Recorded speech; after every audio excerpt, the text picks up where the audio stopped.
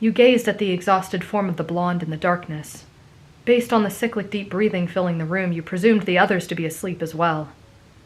After that whole ordeal, which you entirely blamed yourself for, Tanjiro had carried Zenitsu to bed, and you took care to dry his tears. In that span of time, you had some pause to think. You had never really realized just how strong your attachment to Zenitsu had grown. Over time, you became so accustomed to him fawning over you that you never considered how it would make you feel if he suddenly didn't anymore, or if the worst happened and he outright fell for another girl. Wait, the worst happened? When had the thought of not having a screaming blonde tumor attached to your side become unbearable? When I fell for Zenitsu, that's when. At some point this evening, your fondness had turned possessive. You kindled the flames and allowed it to get out of hand, and, as a result, drove poor Zenitsu to hysterics. Yes, that's what happened today. Zenitsu's little jealousy game was irrelevant. You had still toyed with his emotions, and for that you felt he deserved an apology. Too bad he's asleep. You sighed wistfully, gazing at his amiable boyish features. He was quite handsome upon closer look, wasn't he? All you could think about was how much you wanted to hold him in your arms again. There was something special you felt in his embrace. The first one, not the tackle. A sort of soothing warmth akin to the sensation of melting. In that moment, you simply didn't want to let him go. His hands were strong but gentle on your back, and his flaxen locks carried the subtle scent of peach tree blossoms.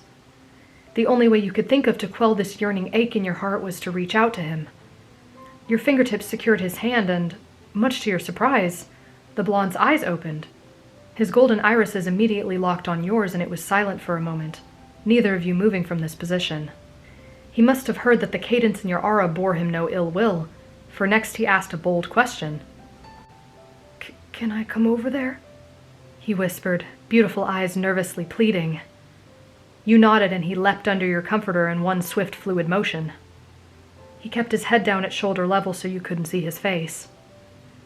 Do you hate me? He asked timidly. Of course not, you replied softly and tilted his chin up. It appeared the close proximity of his face to yours had not registered until now, and his cheeks abruptly lit up an endearing shade of red that made your stomach flip. Somehow his bashful reaction gave you just enough courage to voice your desire. Zenitsu, can I maybe hold you? The blonde looked utterly shocked by your question, but nodded eagerly. After an awkward shuffling, he at last found stillness in your arms. A tingling erupted beneath your skin when he pulled you close to his chest. You had to wonder if he was feeling the same way, and you hoped to high heaven that his masterful ears couldn't hear the little skips your heart was making. Fortunately, you took consolation in the fact that he was blushing so hard he radiated heat like a bonfire, so it was likely he was feeling just as flustered as you. I'm sorry for today, he mumbled, the verbatim words you were about to speak. It was almost like he read your mind and jumped the gun. Don't be. My behavior was unacceptable. I let my feelings for you cloud my judgment, and I lashed out because of it. Today was my fault. With your cheek pressed against his collarbone, you felt him gulp, and it was then you realized your mistake. Feelings?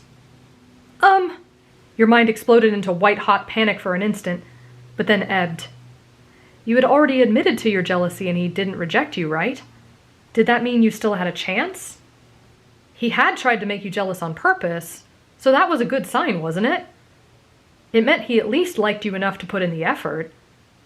Not to mention his priceless reaction to your winner's kiss just made you want to pepper him with zillions more. Maybe if you confess now, he'd choose you over Nezuko.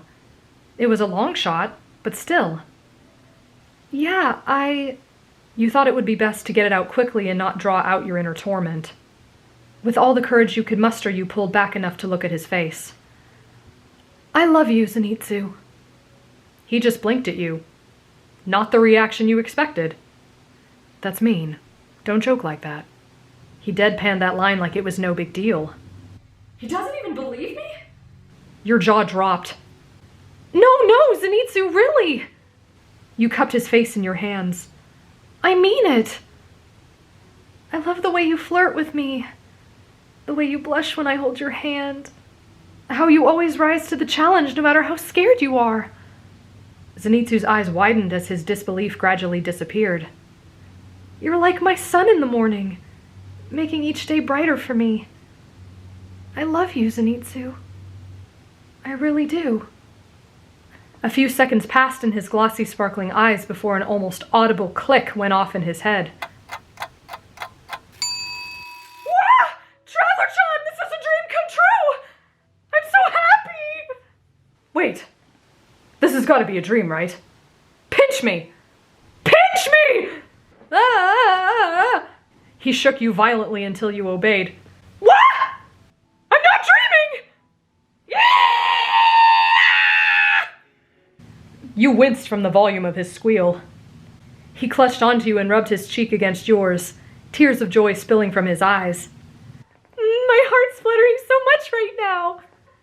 Can I kiss you? Oh wait, maybe you'd rather wait until marriage. That's okay. I'll wait as long as you want and save 1,000 a day for you.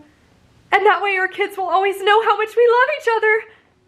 You placed a hand to his lips to silence his manic, escalating voice.